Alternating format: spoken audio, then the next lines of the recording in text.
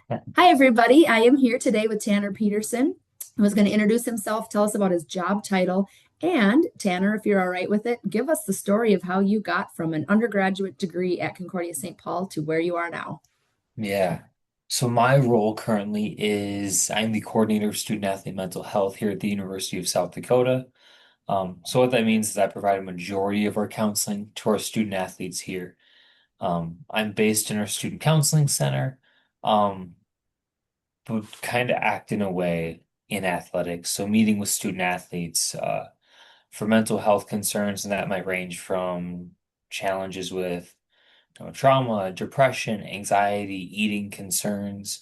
But it also might work on that plane with relationships, transitioning um, into college athletics, out of college athletics. And along with that, we're starting to do more sports psychology work as well. So more the, you know, mental performance side of things. So maybe someone's doing, they're transitioning well in life. For the most part, things are going well, but they're um, struggling to manage pressure. I'll also do work with that. So that's a little bit about kind of my job and then how I got here. Went to Concordia in St. Paul, graduated in 2018, 2019.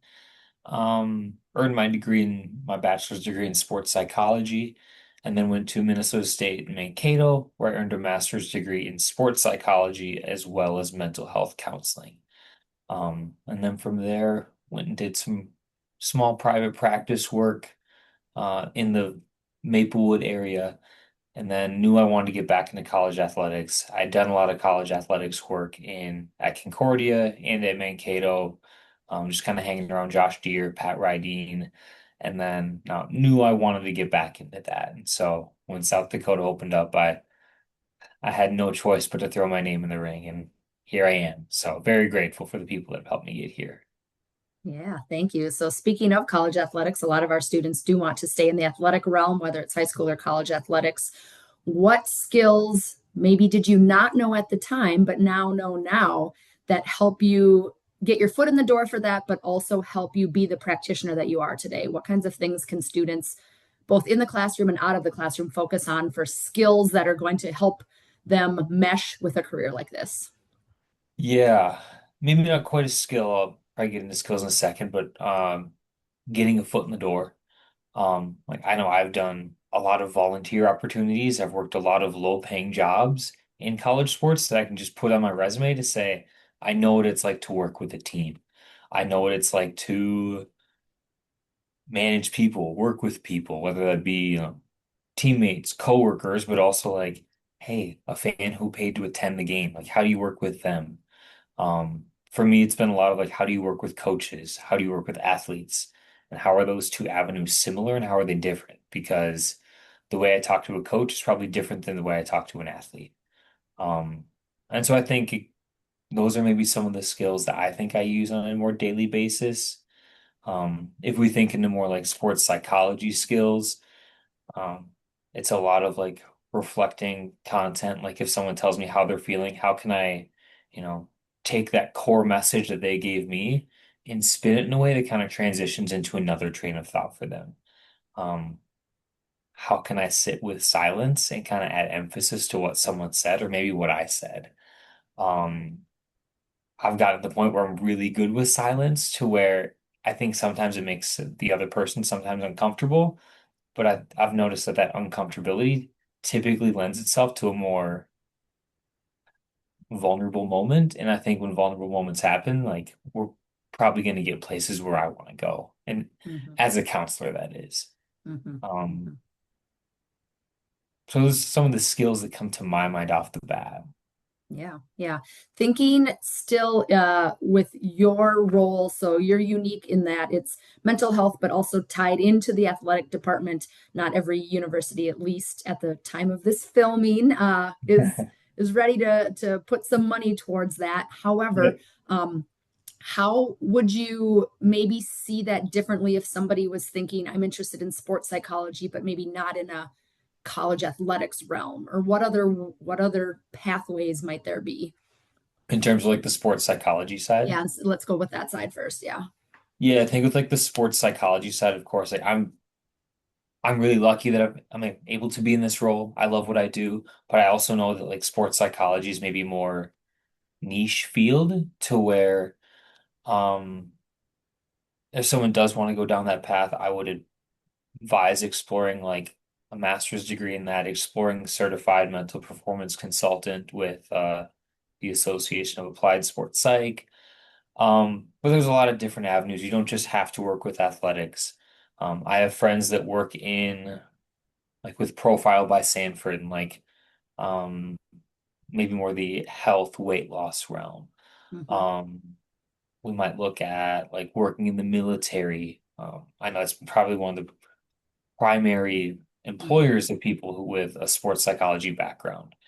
Um, we also might look at, a private practice. We might look at like working in baseball. Of course, everyone's going to want, I shouldn't say everyone. A lot of people are going to want to work in college professional sports, which I think is fun. That's always been my dream, my vision. Um, but with everyone wanting to do that, it means that it's very competitive. And so being able to have a alternative routes, I think is a very wise option. mhm. Because at the end of the day, whether I'm working with a 12-year-old cross country runner, team captain on the football team at USD, or a team that's preparing for the World Series, or someone in the military, skills are all going to be relatively the same. High performance doesn't change regardless of what room we're in. It just might change in the context of how we talk about it, depending on who's in front of me. So that's the way I look at it. Very insightful. Thank you. I want to go back to this role was brand new when you stepped into it. Yes.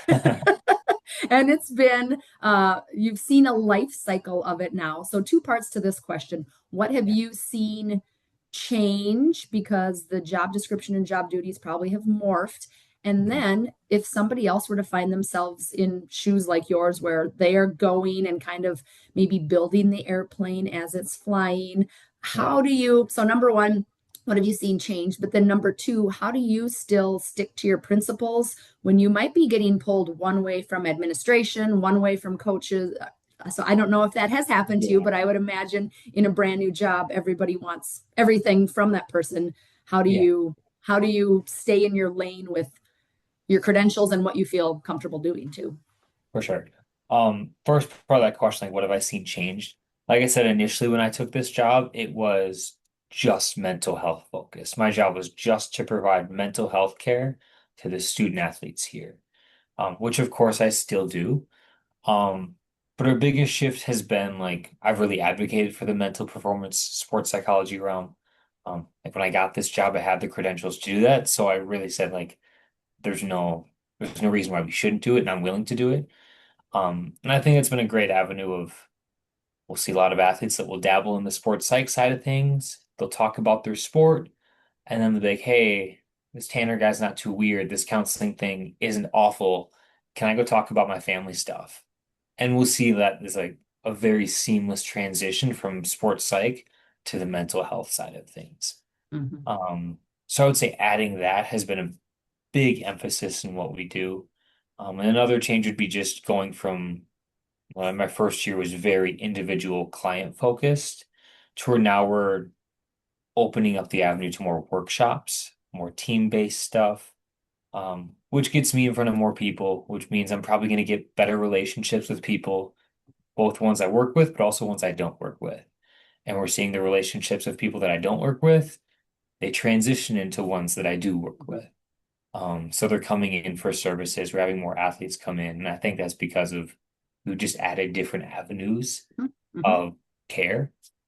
So I would say that's the biggest change. And then that second question was about like kind of how do I manage everyone Uh, wanting a slice of the pie, so to right, speak. everyone wanting to slice the pie, and even within your own um what you feel comfortable with, because you may have very uncomfortable topics that come up. And so I'm asking as a if I were a first year or second year student thinking sports psychology, and then I'm panicking with like, am I going to be working with disordered eating and suicidal thoughts and big trauma, and like what if I don't want to do that, or how do I protect myself as well? Yeah, I think it's been Hmm. I think it goes back to like knowing what it's a balance of knowing what you're comfortable with, but also knowing that the first time you do something uncomfortable, like it's not going to be great, but that's okay that if that is something that you feel competent with, Hmm. that you're still going to feel uncomfortable with it. Like the first Hmm. time I had someone that told me that like, "Hey Tanner, like I have thoughts about killing myself." Like, yeah, I was uncomfortable. I didn't know how I was going to navigate that. But now, like when that happens, it's more of a, well, not that it's, there's always going to be that shock, that bite to it, but I Right. feel much more comfortable in my abilities to handle that because I've gone through it. Hmm. Now, that was also an area I feel competent in. If we're talking with someone who's has a sports psych background and doesn't have the mental health background, that maybe an eating disorder is maybe something that might be out of that competency, but that's also, up to you to find that line, know when you approach the line. And when you Hmm. find that line, like who do you refer to? What's that process look like? What's that conversation look like? Right. Um, and I think one of the biggest things I didn't anticipate about this job is how big of a role ethics plays. I think I think about ethics every hour, every other Hmm. hour. Um, I work with teammates, I work with roommates, I work with coaches, athletes, athletic trainers. That there's a lot of moving parts. And so that ethics piece is a big, like that's the backbone of what I do. Hmm. Hmm. Because I know if I don't follow my ethics, that I'm gonna be out of a job here in a while because Hmm. it's just a required portion of what I do. I know ethics isn't the most fun or sexiest thing, but it's crucial to have success in whether it's like a sports psych job, a mental health job, an athletic training job. When you're working with people, the ethics behind it all is crucial, and especially in athletics. Hmm. You said the word relationships about 17 times already, which I think is a theme. So again, I want to go back to because thinking of thinking of the students who are watching this are probably undergraduate students considering where do they want to be, but you've had to forge relationships again with individual student athletes, and that conversation looks way different than their coach or the athletic director or the provost or whoever that might be. And there are a lot of stakeholders Yeah. that come with a job like this. So, how have you personally navigated that? What have been some bumps in the road that Yeah. you've maybe learned from, but that students should be aware of? I'm I think initially when I took this job, like I remember saying in my interview, like coaches and student athletes are gonna get sick and tired of seeing me. Like they are gonna know me whether they like it or not. And of course I say that jokingly, but I made a point to my first year that, I was going to be at practices, I was going to be at events and games, um, that they were just going to see me around. And I'm really grateful that I've done that because I think that's set a really, like, I have athletes that, I might not even recognize them. Like there's 500 athletes here. I know a lot of them. I might not know all of them, but they know who I am. Mm-hmm. And I think that's a really big deal that, we've noticed that as the people who were sophomores when I got hired are now seniors, that we've set the tone that this is just normal. That Tanner being at a random Tuesday swim practice in February is just what he does. It's a part of what it means to be on the swim team, and it's a part of what it means to be on the softball team. And we've really just set the stage that this is a norm and that Tanner is just as part of you know, your time as a USD student athlete, as your coach is, as your athletic trainer is, as your academic advisor is. Um, and I'm really grateful for that because I think I've really had to come in and like set the stage for relationships. And I don't want to say force them, but I had to really invest into them. I had to Mm-hmm. put myself into spots where like we had no choice but to develop a relationship, whether it was great or just okay. And Right. that's with coaches, athletic trainers, athletes, and even as administration. So, Mm-hmm. Mm-hmm. So students, if they feel like they need some work on relationship building skills, that would be something that they can spend some yeah, focus on because you're not gonna be operating in a bubble by any means. no, and I know like my first year, like, I mean, when I show up to a football practice and there's 110 people, and I know two of them. Yeah, it was pretty uncomfortable, Yeah. but me staying in my office doesn't help the cause. So then it just goes that, hey, maybe it is like you go to football practice and you hang out for an hour and you feel awkward for an hour. Hmm. But I bet in 2, 3 weeks, you're not feeling that same intensity of awkward that Right. and I think part of my job comes with being awkward. Some people are uncomfortable with the counselor being around. They don't know what I do. Mental health might make them uncomfortable. And I think I just kind of, I don't want to say lean into it, but I kind of accept it. I Hmm. allow it. Like Hmm. I don't get to control that stigma, but I also know there's a lot of people that are very comfortable with me in my office and out of my office. So, and I think that all goes back to the relationship you develop. So, Yeah. So, what have you learned about yourself in your year and a half, going on starting 2 years? what have I learned about myself? Hmm,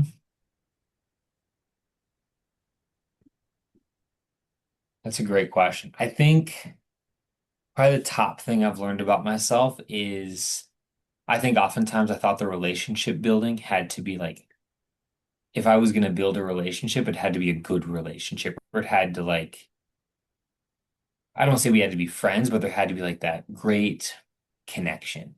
And what Hmm. I've noticed now is I think sometimes even like if we think of a good connection on a scale of 1 to 10 is like an 8. Like I might have relationships with coaches where we're at a 4 or 5. And maybe it's not like great, it's not perfect, but it might not have to be. There's one of Hmm. me, 500 student athletes, probably 50 coaches. I can't have a great relationship with everyone. And for me, being okay with that has given me a lot of flexibility and allowed me to focus on things that are important, that maybe I don't have to be best friends with the assistant women's soccer coach, or I don't have to be friends or like have a good relationship with this athlete Hmm. in order to do meaningful work.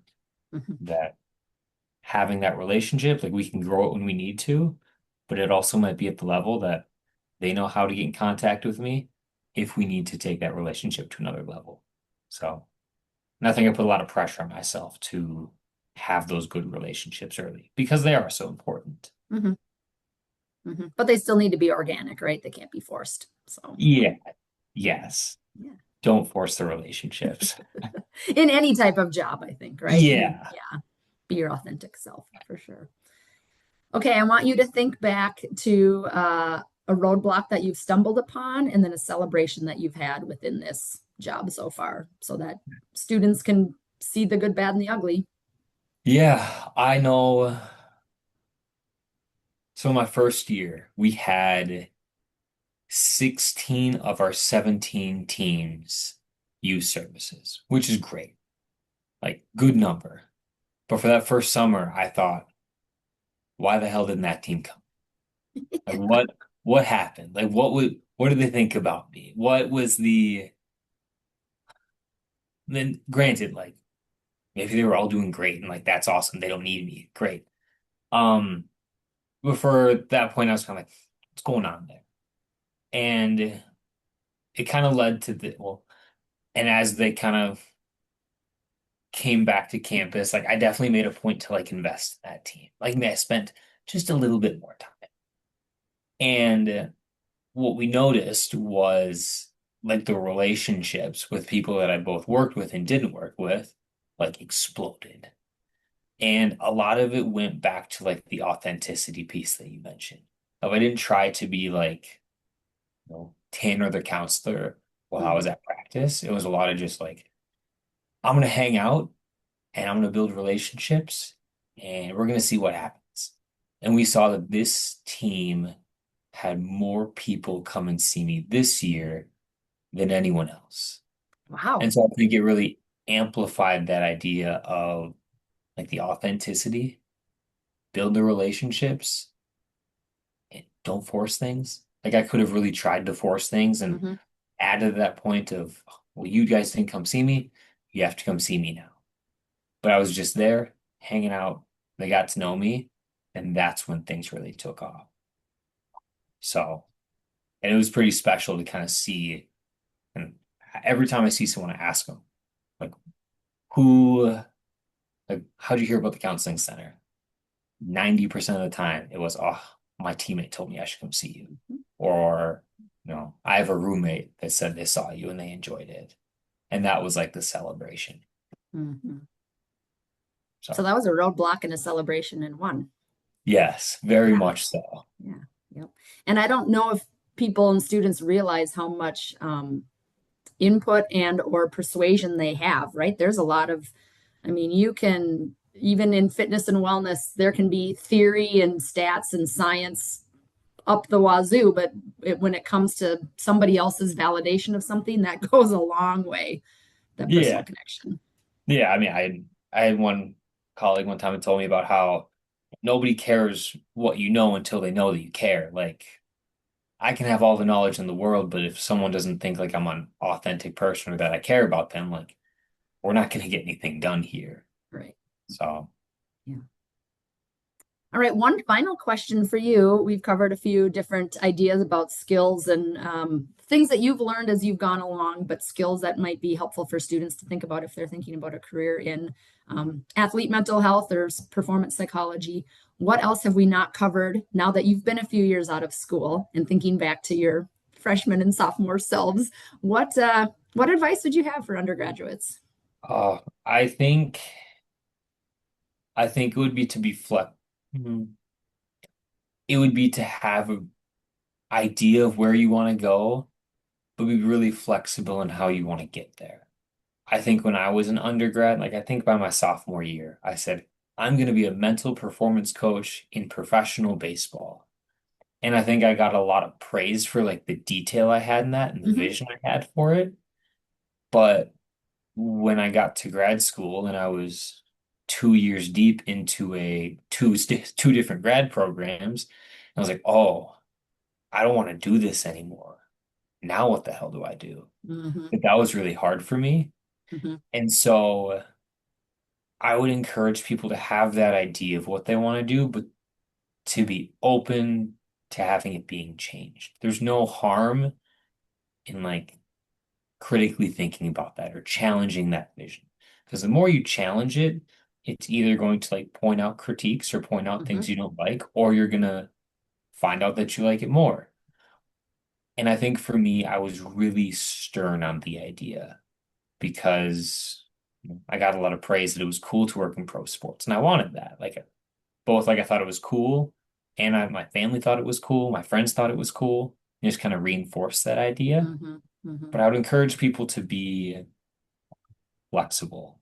And again, going that opportunity I had mentioned earlier, that idea of like getting getting varied amounts of opportunities. If you want to work in sports, great. Whether that's youth, college, professional, dabble in as many different levels as you can because it's going to open more doors. You're going to see what it's like. Because as someone I've worked at Concordia, working at USD, I've worked at Mankato, I've worked at the youth level. All of those were very different challenges. And so I think they all helped me get to this point. But when I got to Hmm. USD, there were still a lot of things I had not dabbled with, whether it be, Hmm. you know, like as we think.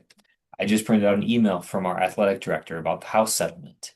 And like Hmm. that changes things, that adjustment, that impacts my job.